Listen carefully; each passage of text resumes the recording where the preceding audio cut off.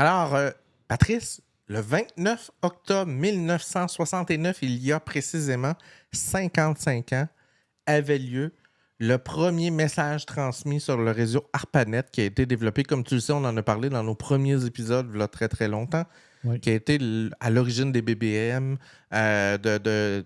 BBM. Les BBS. Qu'est-ce que des BBS, qui est à l'origine des BBS, qui a été développé pour l'armée, le centre de recherche de développement sur l'armée. Et on a les deux créateurs de la patente qui se sont envoyés le premier message. J'ai pas mis la vidéo complète. Juste un petit extrait, évidemment, parce qu'on ne veut pas se fast-tracker sur YouTube. Et petite nouveauté qu'on a rajoutée, vous allez voir ça tout au long de nos épisodes, on a mis des codes QR.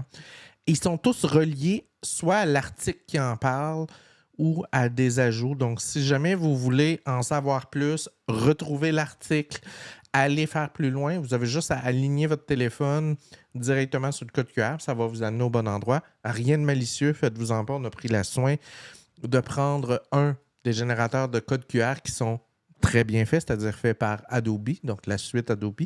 Et il n'y a pas de redirection, de comptage de choses, ces choses-là. Alors, on écoute la petite vidéo. This is an IMP, which stands for an Interface Message Processor, which were built to be the first switches for switching packets around the ARPANET. They were built by a company called Bolt, Beranek, and Newman, well known as BBN. No, and it was programmed. Basically, if you got to a point where you weren't sure what was happening, you could stop the computer, and then using switches, you could either change values in memory, or you could single step it through the instructions, and you could see the status of various registers and parts of memory. These particular cabinets are insulated and shielded. The light bulbs were special so that they ouais, parce que ça devait satisfaire 1000 specs. Radio frequency interference protected. And we had one of these at UCLA beginning of September 69, and then October 69 built. At the beginning of October, I think we got one at SRI. Now at SRI, it was a little different. I had to do some actual programming of the IMP in order to interface it to the host computer there. So I got to use all of these little switches and actually go through and tu le vois qui triple, là.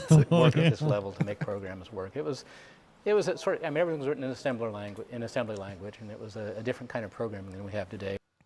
Fait que c'est ça. Fait que rappelez-vous, là 55 ans, un 29 octobre, le premier message de l'Internet partait. Rappelez-vous, dans le système de date Unix, tout commence un 31 décembre 1969. Donc, si jamais dans un de vos programmes, sur un ordi, quelque part, vous voyez la date 31 décembre 1969, ce n'est pas un hasard, ce n'est pas un... Ben, oui, c'est une erreur, là. C'est un bug, mais c'est pour te dire que le cadran est revenu à zéro. Oui, c'est ça.